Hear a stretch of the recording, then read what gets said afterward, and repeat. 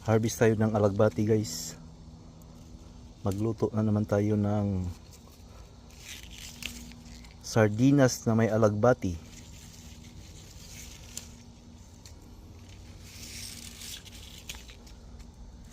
Yan, marami na. Ayan na yung sardinas natin.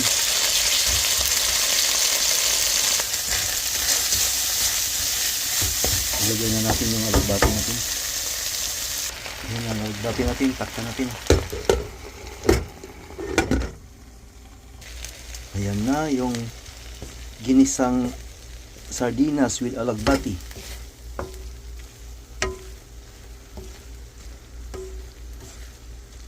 Yan, mukhang masarap guys. Kain tayo.